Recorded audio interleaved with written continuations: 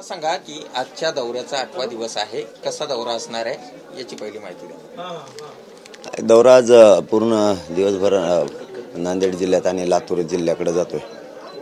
दौऱ्याला प्रचंड संख्येने मराठा समाज एकत्र येतोय ना। पाऊस ऊन वारा बघत नाही। लोक रात्रीच्या कार्यक्रमाला सुद्धा अंगावर रगी शाली घेऊन यायला लागले। म्हणजे सरकारनं इतक्या रात्रीचं थंडी असताना लोक थांबायला लागले तर सरकारनं मराठा समाज आरक्षणाचा विषय घेतला पाहिजे आणि सोडवला पाहिजे।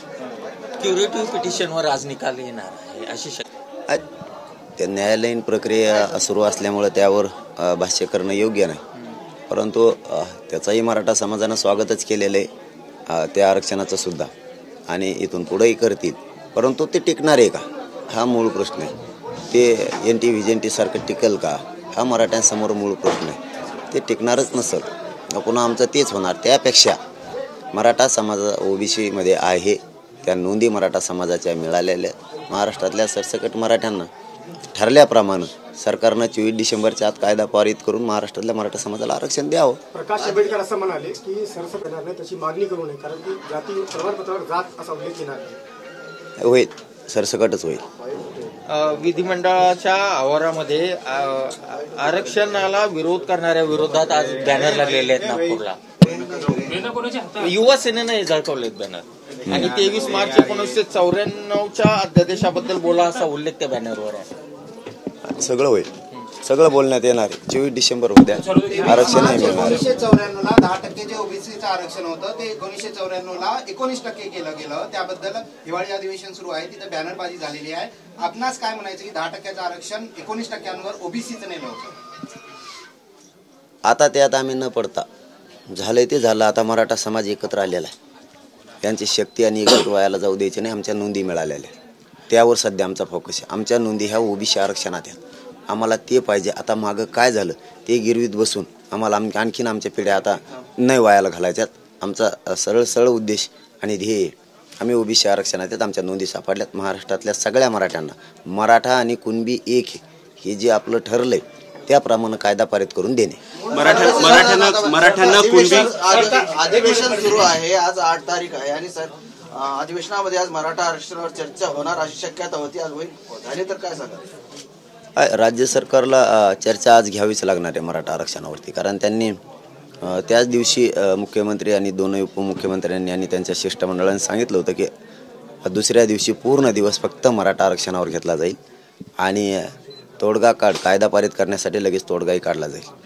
म्हणून आम्हाला खात्री आज सरकार 100% त्या विषयावर चर्चा करणार आणि सत्ताधारी आणि विरोधात जेवढे काय आमदार आहेत ते सगळेची सगळे मराठा समाजाचा आरक्षणाचा कायदा पारित करण्यासाठी एका ताकदीनं एकत्र उभा राहतील आणि त्यांच्याकडे अख्खा महाराष्ट्रातला मराठा समाज आज डोळे लावून बसलाय की हे कोण आमदार कोण मंत्री आपल्या बाजूने बोलतोय। सरकारला डेडलाईन दिलेली आहे, ते पुढे जाणार का?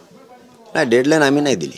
डेडलाईन नाही, सरकारला डेडलाईन आम्ही नाही दिली। सरकारनं आमच्याकडून 24 तारीख घेतलेली डिसेंबर, त्यामुळे त्याच्या आत मराठ्यांना आरक्षण मिळणार 100%। 24 डिसेंबरच्या आत मिळणार। नसता दिलेला इशारा बरोबर आहे। मराठ्यांना कुणबी दाखले हवे असतील तर मराठ्यांनी 10 वर्ष लंगोट घालावी असं वादग्रस्त वक्तव्य प्रकाश शेंडगेंनी केलेलं आहे। त्यांना काही एवढं महत्व देण्याची गरज नाही। ते म्हणतात की कोकणामधले कुणबी जे आहेत ते लंगोट घालतात म्हणून त्यांना आरक्षण मिळतं। नाही, आता त्यांना लोक मानत होते, मानतेच सुद्धा।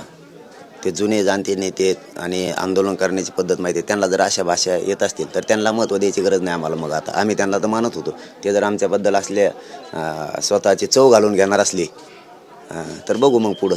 ऋषिकेश बेदरेचे बॅनर बीडमध्ये लागले आणि तुमची टोपी घालून आणि शिवरायांचा फोटो देखील ते तिथं वापरला, काय सांगा? नाही, मी काय बघितलं नाही, ते आपल्याच माध्यमातून कळालं। परंतु आमचं म्हणणं असं होतं की तुम्ही गुन्हे मागे घेऊ म्हणला होता, एकाला अटक करणार नाही म्हणला होता। 2 महिन्यानंतर असं डाव रचून अटक करण्याचं कारण काय? आम्ही काही गोष्टीचं समर्थन करत नाही, हे मात्र सत्य आहे। परंतु तुम्ही हा डाव का रचला की तुम्हीच सांगितलं की सगळे गुन्हे मागे घेऊन एकाला अटक केलं जाणार नाही, मग तुम्ही त्या गुन्ह्यातले लोक अटक का केली? हा अगोदरचा आमचा मूळ प्रश्न आहे। तुम्ही अगोदर बोललात कशाला आणि तुम्हाला अटक करण्याचं कारण काय आणि इतक्या दिवसानंतर काय? ही अगोदर संशोधनाचा विषय आणि याची किंमत सरकारला मोजावं लागणार आहे. ओबीसी दाखले मिळवण्यासाठी तुम्ही हातात वस्त्रे घ्याल का, असं शेंडगे म्हणाले. नाही, ते मी म्हणलं ना आत्ताच, त्यांची समाजात किंमत होती.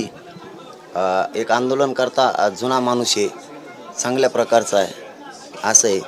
तुम्ही वस्तारच घेतला होता हातात, नका बोलायला आम्हाला, कारण आम्ही त्यांचा सन्मान करत होतो. मला वाटतं त्यांनी इथून पुढं आखडाव नसता, मग बघू, आम्ही बी बघू, मग त्याला नाविलाजी. आम्ही जर सन्मान त्यांचा करतो, प्रत्येक वेळेस आम्ही म्हणतो की हा माणूस खरोखर चांगला आहे, खूप वर्ष आयुष्य पूर्ण समाजासाठी घातलेलं आहे, एका समाजासाठी लढणारा व्यक्ती आहे आणि उच्च दर्जाचा पण आहे, त्यांची ती लेवलसुद्धा आहे. आज जरी ते एखाद्याच्या मागं पळत असली, जे मथुरा झालेल्या नेत्याच्या मागं, तरी पण त्यांचा सन्मान समाजात मराठ्यात आहे. आणि त्यांना जर असली वस्तारी फस्तारी काढायची असली तर मग आता त्याला आमचाही नाविलाज होईल इथून पुढं. थांबले तर बरं, बघू थांबतेत का.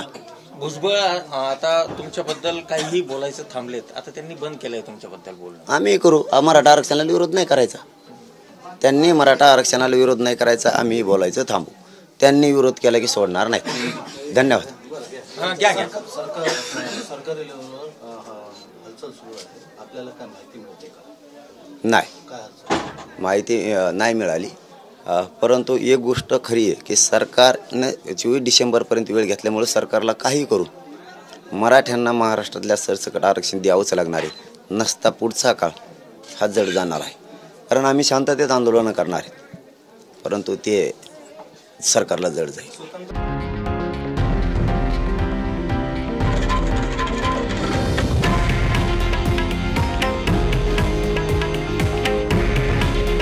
हे आहे देशातील नंबर 1 न्यूज नेटवर्क आणि आपण पाहत आहात TV9 मराठी. काळजी तुमची, हित महाराष्ट्राचं.